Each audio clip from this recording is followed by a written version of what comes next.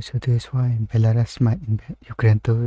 A year ago, at the beginning of 2022, the Russian armed forces deployed tens of thousands of troops into Belarus, a relatively small country of about 9 million people whose government is a very close ally of the Kremlin and whose territory is immediately to the west of Russia and to the north of Ukraine. Belarus's southern border with Ukraine extends for more than 1,000 kilometers across largely flat, open, and marshy terrain, and is crucially placed fewer than 90 kilometers away from Ukraine's capital and largest city, Kyiv. These facts make Belarus a vitally strategic location for Russia's invasion plans into Ukraine. And so, after Belarus allowed the Russians to pile up around 30,000 of their troops on the southern border in February of 2022, the Russians launched their initial blitzkrieg attack by storming across the border towards Kyiv.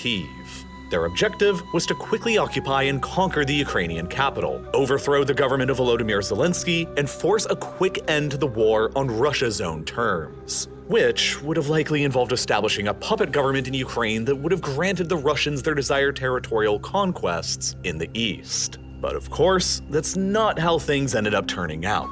Ukrainian resistance was significantly fiercer than the Russians had anticipated, while the Russians' own logistics, planning, equipment, and morale proved significantly worse than they initially believed. After suffering thousands of casualties and failing to capture Kyiv, the surviving Russians withdrew back across the border towards the safety of Belarus, and left a path of scorched earth behind in their wake. Like in Bucha, where hundreds of civilians and prisoners of war had been hastily shot. But Russian missile systems and artillery based within Belarus have continued to bomb targets within Ukraine throughout the months of the war that have followed. And now it appears that yet another Russian attack from Belarus against Kyiv may be building and coming very soon. Western satellite images have revealed increasingly concentrated military activity within Belarus near to the Ukrainian border. It's now estimated by Western intelligence that around 20,000 Russian troops have entered the country once again and are massing in the south near the border with Ukraine. Railways from Russia have been flowing through Belarus with military hardware and equipment, and brand new roads are being sliced through the forest towards the border. These are all troubling signs that could be pointing towards a second Russian attack from Belarus on the Ukrainian capital nearly a year after the first attempt failed. And there are fears that this time, the Belarusian army itself may be joining in alongside the Russians in the attack. But if that's true, why has it taken this long for Belarus, a nominal ally of Russia, to formally join the Russians in the invasion of Ukraine? Why has Belarus continuously granted the Russian military safe passage through their country and access to their bases to attack Ukraine from, without formally committing their own troops alongside them? And why might that all suddenly be changing now? To answer those questions, we just have to go back a couple years to the events that took place in Belarus during 2020. But in order to understand those events, you have to understand a bit about the man who rules over Belarus. You see, ever since the collapse of the Soviet Union back in the early 1990s, Belarus has only ever been ruled by a single man. Alexander Lukashenko. He came to power in the first and only free election ever to be held in Belarusian history in 1994, and is claimed to have won every single election in the country ever since, a claim that much of the rest of the outside world ardently disagrees with. He has self-identified as the last dictator in Europe, while his regime in Belarus has often been considered as Europe's most heavily authoritarian. His ideology and goals have been to effectively preserve Belarus as a miniature surviving version of the Soviet Union. Large amounts of the Belarusian economy are still owned by the state. The flag used by his regime is essentially the same one that was used by the Belarusian Soviet Socialist Republic, with the only significant modification being the removal of the old hammer and sickle. The regime has sidelined the Belarusian language in favor of Russian. Both are technically official languages of the state, but by 2020, nearly 90% of children in Belarus were attending Russian language schools, and Russian remains the dominant language in nearly every aspect of public life, making it really the de facto language of the country. According to a Belarusian government study from 2009, only 12% of the Belarusian population actively use the Belarusian language at all, while the overwhelming majority used Russian. The Belarusian State Security Service even kept its old name and acronym from the Soviet era as well, the infamous KGB. Freedom of the press and civil liberties are each low, as insulting Lukashenko personally is punishable by up to a 5-year prison sentence, while criticizing the Belarusian government from outside of the country is punishable with up to a 2-year prison sentence. In 2021, Reporters Without Borders ranked Belarus 28th from the bottom out of all the world's countries on press freedoms, nearly on a par with Taliban-controlled Afghanistan.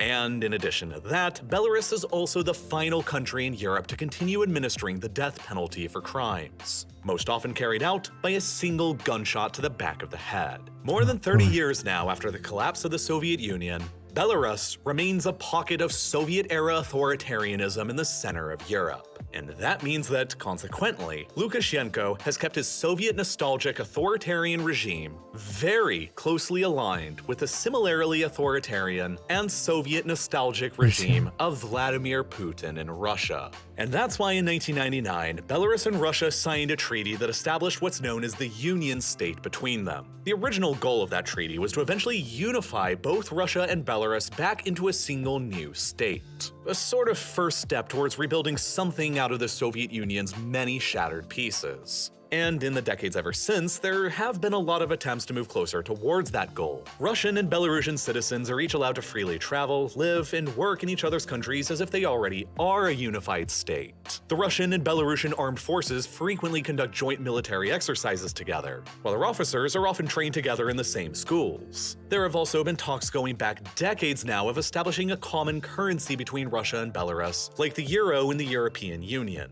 But all those talks have so far ultimately led to nowhere, just as the talks for eventual full-on unification between Russia and Belarus. But nonetheless, Lukashenko's Belarus has remained closely aligned with Russia in nearly every conceivable measure just short of full-on unification. Belarus is, after all, a member of the Russian-led military alliance CSTO, essentially Moscow's own version of NATO consisting of multiple states that used to be a part of the Soviet Union. Simultaneously, Belarus is also a member of the Eurasian Economic Union, which is basically Moscow's own version of the European Union.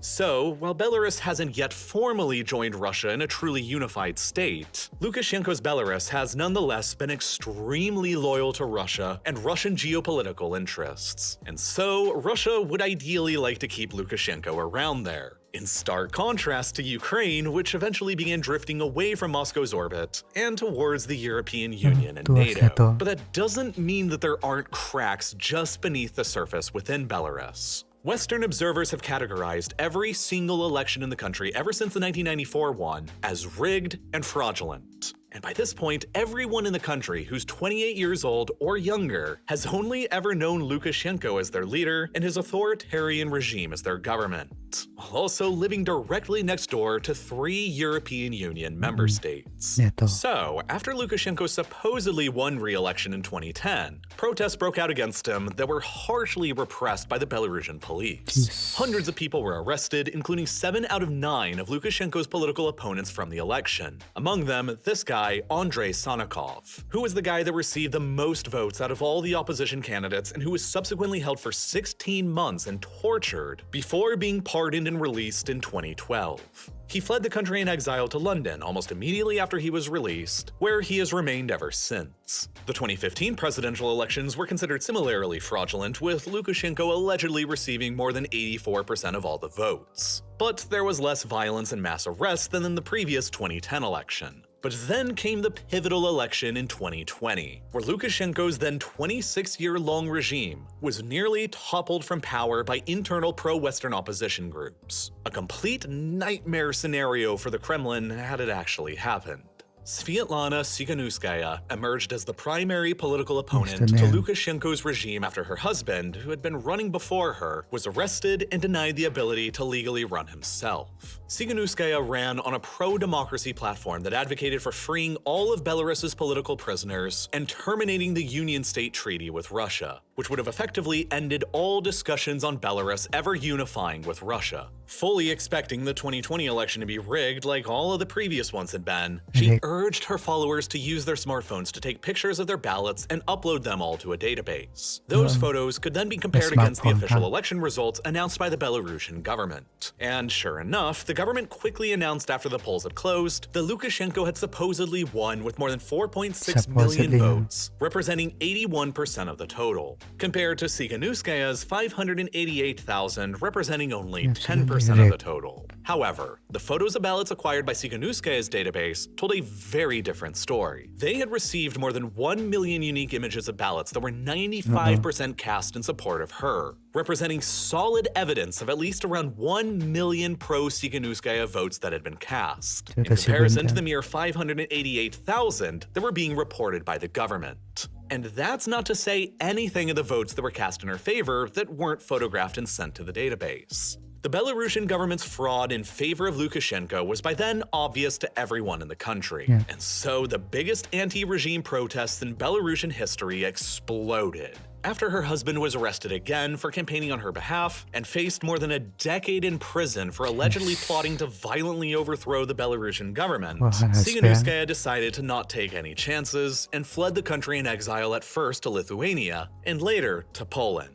She claimed to have won the election with more than 60% of the votes, and has continually ever since led the United Transitional Cabinet in neighboring Poland, calling for the peaceful step down of Lukashenko from power and the transition of Belarus towards a democracy. Meanwhile, the European Union, the United Kingdom, and the United States all subsequently refused to recognize Lukashenko as the legitimate acting president of the country, effectively and finally recognizing him as a de facto dictator. More than 500,000 Belarusians, more than 5% of the country's population, took to the streets across the country in protest demanding Lukashenko's immediate resignation. The whiff of revolution was beginning to fill the air, and Lukashenko decided to respond quickly and aggressively to quash it. Lukashenko called on the Belarusian police and army to attack the protests. More than 30,000 arrests were made, and more than 1,300 of the prisoners were injured. 10 more of them were killed, while more than 1,000 of the people arrested reported instances of torture and abuse at the hands of the police. And now, ever fearful of a coup or an assassination plot, Lukashenko then had the Belarusian constitution amended,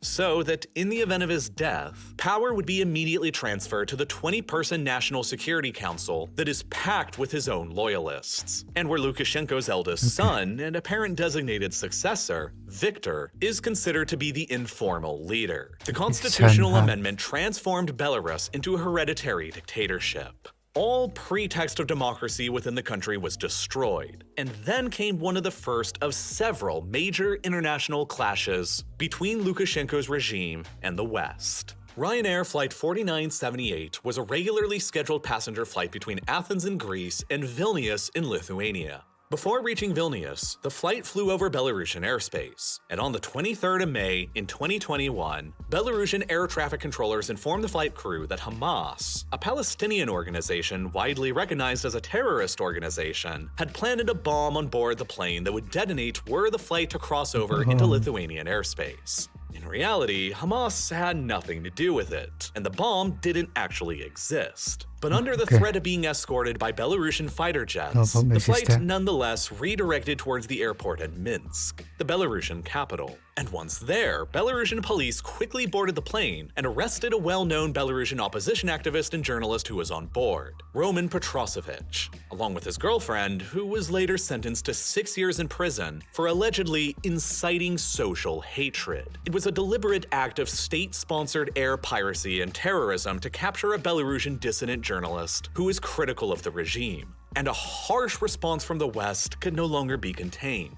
The European Union passed fresh sanctions on Lukashenko's regime and banned all Belarusian airlines from European Union airspace. And Lukashenko decided to retaliate by generating another fresh crisis. In July of 2021, he threatened to, quote, flood the EU with human traffickers, drug smugglers, and armed migrants. Belavia, the Belarusian state-owned airline, then began increasing the number of connections into Minsk from countries across the Middle East, like Iraq, Syria, and Turkey. These connections were also accompanied by a state propaganda campaign promoting tourism to Belarus and guarantees of safe passage from Belarus to Germany, one of the most popular final destinations for migrants to reach from around the world. As many as 8,000 desperate people were deceived by this campaign and flown into Minsk from all of these countries, given wire cutters and axes, and then bussed towards the European Union borders with Poland and Lithuania. where they were then given instructions by Belarusian authorities to cross. Poland and Lithuania refused their entry and deployed soldiers to the border, while the Belarusian authorities policed their own side and refused to let any of them back into Belarus, continuing to attempt and push them into the European Union. The situation quickly devolved into a humanitarian catastrophe, with thousands of desperate people stuck in a no-man's zone between the EU borders on one side and the Belarusian authorities on the other, representing one of the largest incidents of state-sponsored human trafficking in Europe. Poland, Lithuania, and Latvia accused Belarus of waging a hybrid warfare campaign against them, and they all agreed to construct a massive border wall along their mutual borders with Belarus, while additional financial sanctions and pressure were placed on Lukashenko's regime to attempt and punish his policies. And conversely, Russia continued to recognize Lukashenko as the acting president and only doubled down on their support of him, which, in essence, left Lukashenko with only the Russians for major international support and backing of his regime. His dependence on Russia to remain in power increased dramatically, and that was the leverage the Russians would use on him a year later when they used Belarus as their highway to invade Ukraine across. Lukashenko simply wasn't in any position to tell the Russians no to basically any of their demands. If he hadn't granted the Russian army military access through his country to attack Ukraine from, the Russians could have abandoned their support for his floundering regime that isn't recognized by anybody in the West, leaving him to essentially fend for himself against his own people and the pressure coming in from the pro-democracy exiles in Poland and Lithuania. Or they could have also potentially just liquidated him and replaced him with someone else who would be more open to the Kremlin's desires. Because, you see, the only thing really keeping Lukashenko in power in Belarus are the Belarusian armed forces, which remain largely loyal to Lukashenko personally. But compared to the Russian or even the Ukrainian armed forces, the Belarusian armed forces are vastly inferior. Military service in Belarus is compulsory for all men in the country who generally serve an 18-month term. Because of this, the Belarusian armed forces and reserves are almost entirely made out of conscripts instead of professional volunteers. It's estimated that there are currently around 344,000 men in the reserves and 62,000 additional active duty troops in the armed forces. But Western intelligence currently estimates that as few as 10,000 of those active duty troops are actually combat ready and immediately able to carry out offensive operations. That's not very many. And to make matters even worse, they are nearly universally equipped with old Soviet-era weaponry and equipment that is by this point at least 30 years old, if not even more. This is a force that could not possibly withstand an assault from the Russians, who, despite all of their failings in Ukraine so far, still have hundreds of thousands of combat-ready troops that could quickly cast aside the 10,000 combat-ready Belarusians if they resisted. But they won't resist because Lukashenko is aware of his own vulnerability. And because of that vulnerability, he also doesn't want to commit those precious few troops into a war in Ukraine, where many of them are likely to get themselves killed. After the first Russian advance on Kyiv from Belarus failed in early 2022, the Ukrainians learned their lesson and began covering the entire border region with landmines to deter any future offensive coming from the same direction. Were Lukashenko to commit his 10,000 poorly equipped, combat-ready troops to a new attack into Ukraine with the 20,000 Russian troops in the country, it is likely that they would suffer high casualties. And the higher rate of casualties they suffer, the less Belarusian troops would be available at home to safeguard Lukashenko's fragile grip on power from slipping.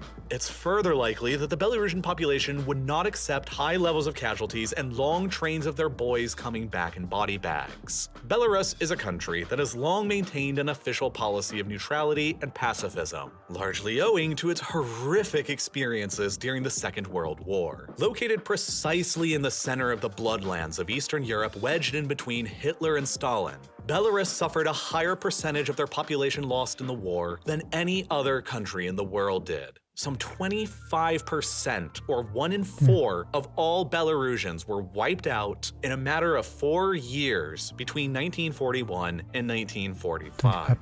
Belarusian civilians have never wanted to experience the horrors that can be wrought from warfare ever again. And as a consequence, the British think tank Chatham House found last year that 79% of Belarusians believed that the deaths of their soldiers in Ukraine would be an unacceptable cost for their country to bear. Lukashenko's refusal for nearly a year now to send Belarusian troops to fight alongside of the Russians in Ukraine has therefore bought him a kind of goodwill with many Belarusians that would become immediately soured were he to change his mind and send them in anyway. Nonetheless, there has been a notable amount of Belarusian resistance against him for just allowing the Russians to use their country to attack Ukraine. There have been at least 80 reported incidents since the war began of brave Belarusian partisans sabotaging railways in the country to prevent the transport of Russian troops and equipment to the front lines. Despite the Lukashenko regime labeling such sabotage as acts of terrorism that will carry the death penalty by gunshot if caught and convicted. Hundreds of Belarusians with relevant combat experience have also defected and joined the Ukrainian armed forces in their struggle, with many believing that Ukraine's fight against Soviet-era authoritarianism is Belarus's fight as well. If Ukraine emerges completely victorious in the war and Putin loses his grip on power in Russia as a consequence, then Lukashenko will lose his biggest backer and will likely lose his own power as well. Whatever happens in Ukraine is inexorably linked to whatever happens in Belarus. The Belarusian volunteers fighting for Ukraine therefore know that if Lukashenko commits the bulk of the Belarusian armed forces to the invasion, that Belarusian will be fighting against Belarusian on the soils of Ukraine. And the move will most likely backfire catastrophically for Lukashenko himself. It seems illogical when knowing that how unpopular it would be and how it could easily destabilize his entire regime, that Lukashenko would still send troops in to attack Ukraine alongside of the Russians anyway. Especially considering how the last attack in 2022 from here went. This is why some expect that the whole move of the Russians in Belarus is just a feint in order to force the Ukrainians to pull back valuable troops from the real front line in the east across the Donbass, where the Russians will concentrate the real upcoming offensive in as their hundreds of thousands of conscripts that began being recruited in September steadily trickle into the front lines. But as illogical as an attack from Belarus into northern Ukraine with Belarusian troops may seem, it also seemed illogical back in February of 2022 for the Russians to invade Ukraine at all. Lukashenko may be getting left with little other choice from Moscow. Almost immediately before the war began, back in January of 2022, Lukashenko ordered another constitutional referendum in Belarus that was held just 3 days after the Russians invaded Ukraine on the 27th of February. The referendum passed and it enabled him to continue serving as the president of the country until 2035. Another 12 years from now, by which point he will be 81 years old. Lukashenko clearly has no expectations of ever giving up his power anytime soon.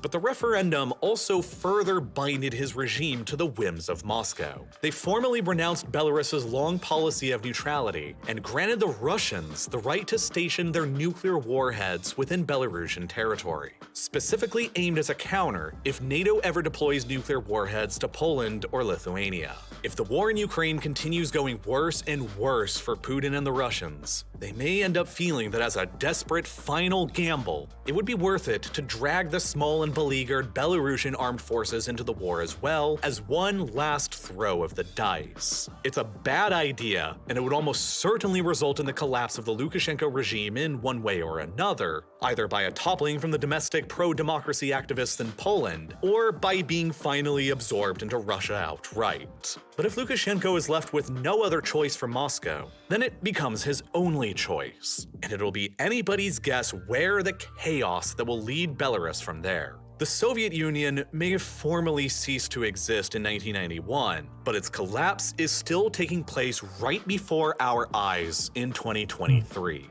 The fate of Eastern Europe for generations to come literally hangs in the balance over what will happen over the coming few months.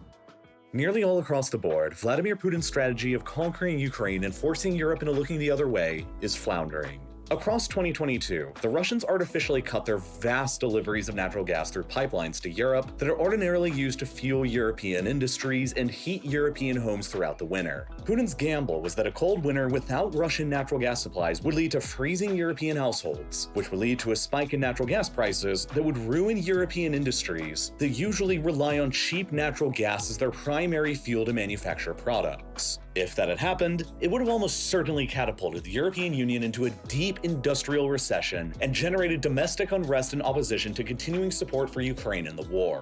But that's not what's been happening at all. Quite contrary to Putin's hopes, Europe is currently experiencing one of its warmest winters in recorded history. Latvia, Lithuania, Belarus, Poland, Czechia, Denmark, and the Netherlands all just experienced their warmest January day ever on record, along with more than 900 different towns across Germany, where temperatures have been more similar to springtime conditions than usual winters. Natural gas usage to heat homes has correspondingly been lower, and natural gas prices have largely returned back to their pre-war levels. This unprecedented heat wave in Europe may be saving the continent from Russia's energy blackmail this winter, but it also portends a more long-term, disturbing future, where the European continent's winters are permanently warmer than they have ever been in the past, with all of the corresponding economic, health, and societal damages that that'll entail. Global climate change is one of, if not the, greatest crises of the 21st century, and it's within all of our best interests to try and see it solved before it's too late. I've always been interested in doing whatever I can to help by carbon offsetting my own emissions, but I was always skeptical of that industry and never really participated until I got contacted by today's sponsor, Ren. Good one. Very good video on the details of the Belarus history and all. Very well done video.